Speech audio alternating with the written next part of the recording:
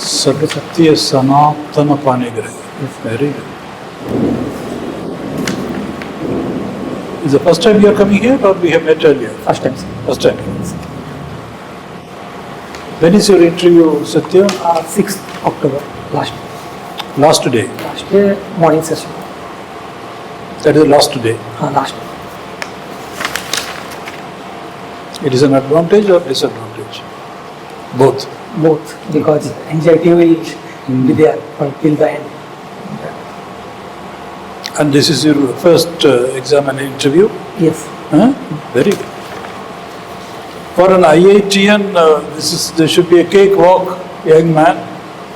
No, I don't think so, sir, because OPSC gives a complete level playing field for all the students, and the subjects are also from different ranges. So ultimately, we have to work hard and compete in the exams. So I don't think so. It is a cakewalk.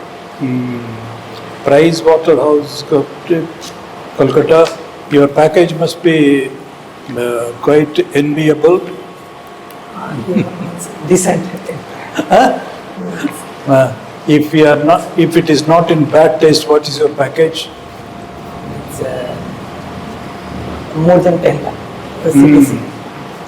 So, the obvious question is, इसके छोड़ के इधर क्यों? Sir, although I am enjoying my work, but the work I am doing currently in PricewaterhouseCoopers is I am focused on a single thing only, one-dimensional work. So this Very OPSC good. will let me out. This is a multi-dimensional and you have an opportunity to serve the people on various. So naturally, and there is no comparison. And also it will give me a immense pleasure and social gratification. So that's why Correct. So, yeah, and your choice, good. So, since you are an IITian, tell us what is the scope of artificial intelligence in the system of administration, governance, and economy as a whole, holistically. In governance, artificial intelligence has a huge, and it has both in a positive and in a negative sense also. In a positive sense, we can use the beneficiaries, which by using the DBT, direct benefit transfer, we can keep a check on the corrupt practices, and we can avoid the duplication of the beneficiaries also. And in medical field also, the direct consultancy, medical consultancy, that can also be used by using artificial intelligence. And also precision farming, that can also be done by using artificial intelligence also. And apart from that, in education field also, we can use artificial intelligence, and we can learn wide range of courses by sitting at home and in accordance with our. And also in the governance, traffic management, we can also use artificial intelligence, and in the detection, in criminal detection, in that field also, in recording the data of the criminals. In that sense also, we can use artificial intelligence. But at the same time, we have to take care of the some negative aspect also, like data privacy has to be maintained at the same time, and also the breach of data, that should not happen, data leakage, that also we have to take care of while we are using artificial intelligence. So, in other words, Sanatana, do we understand that every aspect of governance, every aspect of economy, every sector, this is an all-embracing technology, isn't it? Yes.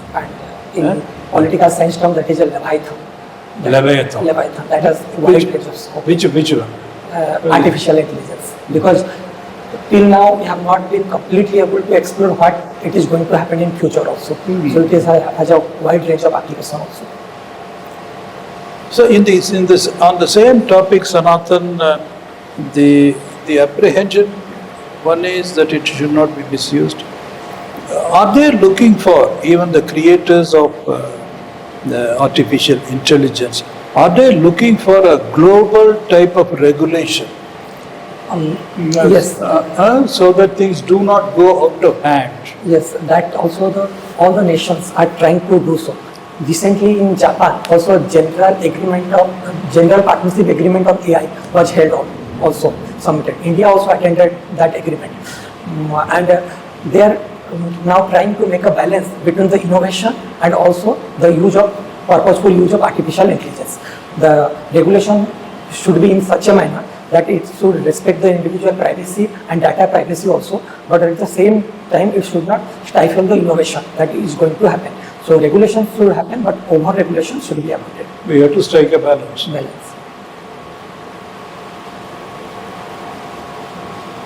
Now, the two conflicts that are currently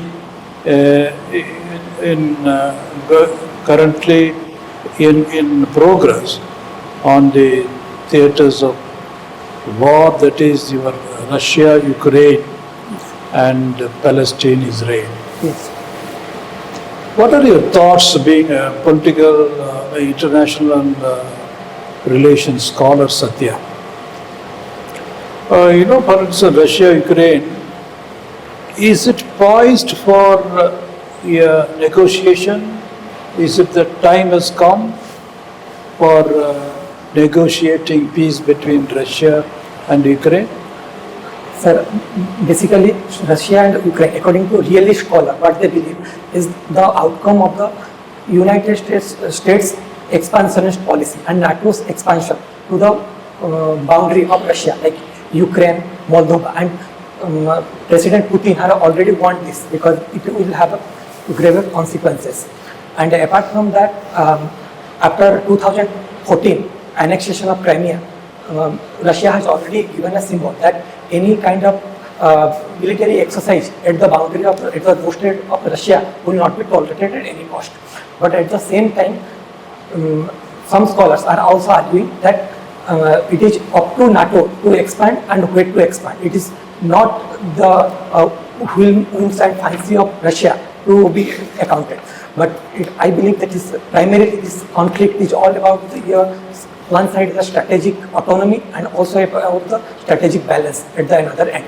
India has time and again called for a ceasefire and also the peace should be established again and again, forthwith. And both from our Honorable External Affairs Minister point of view and also Prime Minister point of view, they have also urged both the countries to stop the war, and it is not the era of conflict, and we should work on the global peace and for the enhancement of the humanity. They have also called for the time. Now, the Prime Minister's current visit to the USA, what are the agenda during the Prime Minister's visit to the USA? Yes, this is going to be held in the Delaware of United States of America. There is a home state of President Joseph Biden. It was scheduled to held in India, but shifted due to this is the last year of their presidency, and this Quad summit is going to be held. Leaders from Australia, Japan, India, and USA are going to attend it. The main agenda is a free and open Indo-Pacific and climate change, and also special focus on cancer treatment. They have listed on their agenda, and also the any kind of militarization and activities will not be tolerated in the Indo-Pacific region. That is the main thing. We also learn, Satya, that the three things that the Prime Minister, when he is meeting the captains of industry in USA, one they say is artificial intelligence, second they say is quantum computer, and third is your, these chips. And he would like collaboration on these three areas. What is this quantum computers? Can you tell us something about this? Yes. Quantum computing, Satya? Quantum computing is basically what generally we are doing is we are working on the bits, but quantum computing will enhance the working capacity of the computer as a whole. And this is basically based on two principles, that is superimposition and quantum entanglement. These two things, that is basically the existence of two things simultaneously, and the impact on one thing can be affected and can be visualized on the another aspect. India has also launched National Quantum Computing Mission. Also last year, India has also launched, and also this can be used in a wide range of application in collaboration with the AI also, and also now we are trying to expand our semiconductor industries also. In that case also, these quantum computers will help a lot. And also we have Government of India has also established a research facility in various IITs like IIT Kharagpur, IIT Madras, IIT Bombay for the National Quantum Computing Mission to gain the strategic autonomy and also to put India ahead of other countries in case of quantum mission. So that's it all about the quantum computing. In a recent meet, Prime Minister voiced the aspiration that in future in every device, India's chip should be there, talking about the semiconductor industry. But are there some reservations about this aspiration and ambition to have the semiconductor industry developed in India? Are there any impediments, serious impediments in India going ahead with the semiconductor industry, Satya? Because we are trying to produce the cutting edge technology, semiconductors. So that also, we have also assembly is happening in a large scale, but we want the research and also fabrication facility to establish. At this time also, already in Gujarat, there is also a Vedanta Foxconn collaboration has already happened. And also in Guwahati also, there is going to be a semiconductor company. Recently, Odisha government has also signed a MOU in semiconductor establishment of semiconductor companies. Yes, we also lacking as compared to other countries like Taiwan, South Korea. That's it. I was going to ask you this, Satya. When small countries, islands, nations like Taiwan, South Korea, they are far ahead. Why not India, with its size and huge? What is holding us back? Because semiconductor company is generally based on Moore's law. That means Moore's law. That means within 1 year or 2 years, there is a drastic change in the semiconductor industries. And also we are trying to produce the nano chips that will consume less size, but in terms of effectivity, that is a huge lag. And we missed the trend around 1980s and 1990s. So that's why we are lag behind as compared to Taiwan and also South Korea, Japan and USA. This is not only in case of India, USA is also trying to push the semiconductors. Now they have passed a CHIPS Act, creating helpful incentive for production of semiconductors. In USA also, they are giving the subsidies and attracting the investment. India is also attracting the same, and I sincerely believe India will catch up. That will not take too much of time. We will focus on the research and innovation, and India can also do the same thing. And one last question, Satya, being an international student and scholar. India's profile of late has increased, that's what we think. But how come we are not able to have good relations with our two neighbors, Pakistan and China? What is the way forward? Sir, basically India's profile has risen very much. In terms of its economy, we have already the 5th largest economy and 3rd largest in terms of PPP in terms of economy. And India's military strength has also increased. But basically India's neighborhood, because as Atal Bihari Vajpayee has once said, we can change our friends, but we can't change our neighbors. So this time, India's relationship is between China and Pakistan is largely driven by the strategic ambiguity and also the point of relationship had full of suspicions, because historically we have the boundary dispute between both the countries, and apart from that, in case of Pakistan, like we somehow managed the relation up to 2016, but after that Uri happened, Pulwama also happened, that also, and now there is no direct ambassador or commissioner level relationship between India and Pakistan. Same happened in case of China also. Although we have a huge trade relationship, but the Doklam issue and also the Pangonso Lake events and them chalk and their cycling. But what is the way forward, Satya? But dialogue is the only way forward because already this is not an era of conflict that Prime Minister has already said. So dialogue at the army level, at the ministers level, at the head of the nation level, like in BRICS, in Shanghai Cooperation Organization, we are also trying to keep people-to-people contact. Military level talk is also happening. Already we have something like 17 to 18 round of talk at the line of actual control. So I believe the outcome will come very soon. Good, sir. Okay, Satya, you will nicely gave the answers, but without finance, no relationship can be built. Sorry. Without finance, Yes. wealth, human resource, Yes. our relations, international relations cannot be. Even if we have better relations, if our home is not safeguarded, Yes. both with human resource and constitutional values. Yes. Please update what is the role of Finance Commission. Yes. Finance Commission is basically it is a constitutional body in order to devolution of fund. And right now the Finance Commission chairman is Arvind Panagadia. Before that, NKC with the devolution of fund between the state and the center, and 41% of the total allocation was allocated to the states last year in terms of vertical devolution, and that is based on different parameters. Like In which Finance Commission we are? currently we are in 17th Finance Commission.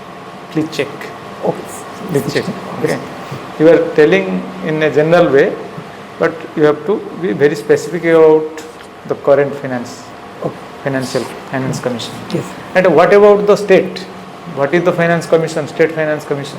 At which finance commission we are? Sorry, sir. What is the role of state finance commission? State Finance Commission is basically the devolution of fund from the state government to the three institutions like Panchayati Raj, municipalities. Niti Aayog is formed basing on 7 principles. They are called pillars. Yes. What are those pillars?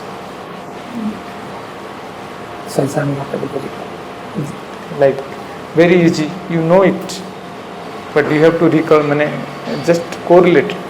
Not that everything you mug or memorize. It's not possible, but you have to correlate. Can I Finance take a guess? Commission was this Niti Aayog came after Planning Commission. commission was dissolved, abolished, and this Niti Aayog came 2015. 15 with certain philosophy, Yes. with certain rules. Okay, pro people, participatory, all these things, State center relations. relationship. Okay, who is the chairperson of the Niti Aayog? Currently. Yes,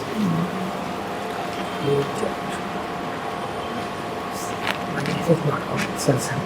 you need not to remember it. It is there. The Oh, Prime no, sorry. Prime Minister is the You need not to remember. the Vice Chairman. Yes. Who is the vice chairman? Right now, I don't know. Before that, Arvind Pangadia was the first Vice Chairman. Okay. Suppose you will be posted as block development officer. Got through OAS, and how your international relations will be helpful to percolate better administration to the people.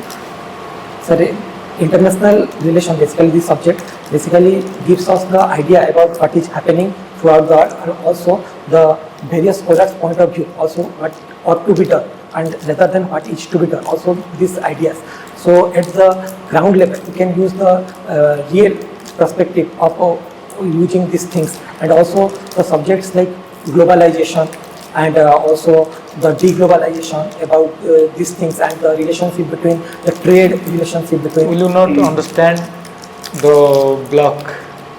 Will you not understand the geography of the block, demographic composition of the block, education participation, women participation rate, All these things are basic things.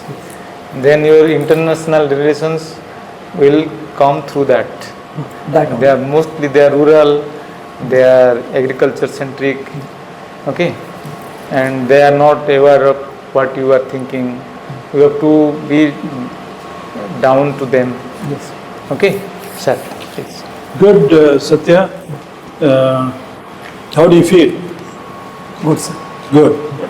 Absolutely brilliant.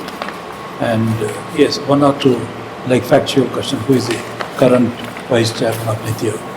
It's a factual thing. Either you know or you don't know. Quickly say, sir, I read about this. Not able to recall. No, it doesn't like that. So nothing to worry. I think basic ideas are very sound. The interview, it's a personality test. It's not a question and answer.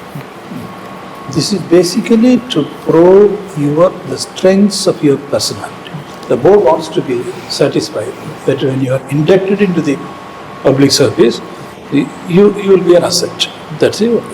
It's not a test of your knowledge. It's a test of your personality.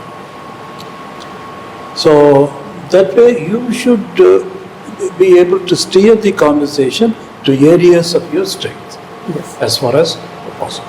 That will be possible only when areas where you don't know, you simply smile and say, sir, I don't know, I'll read up on that, thank you, sir, and then pass on. Yes. In cricket analogy, leave the balls which you don't know, but when you get a good ball, you strike it. Over the make a six. That's all it is. Where should I improve on?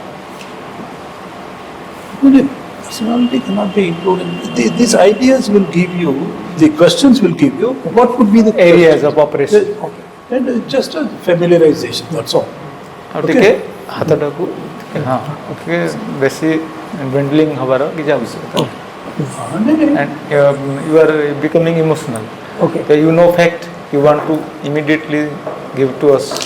Okay. So you become emotional. Slow. हाँ, धीरे धीरे आराम से बसी की कथा है. Natural, they can do. These are observations very well, but whole point is certain styles, if it's a natural style, then don't too much of alter that also. That will also hamper you. Basic thing is to sit erect, be comfortable, maintain the eye contact. The idea of eye contact is good. so that you will know what is how they are React. listening, whether what you are saying is registering or not. So that kind of thing. By sitting in an erect posture, taking a deep breath, maintaining the eye contact, automatically you will relax. And once you relax, and then you will be engage them through the eyes. Then you will know how to, pace your conversation, rhythm, etc. The whole thing is to be at ease. That's okay. All the best, young man. Very best. You're a very good. Your credentials are extraordinary. Not everybody is an IIT. Okay, I hear it. Okay. All the best, Satya. Thank you. Huh? God bless you. Thank you.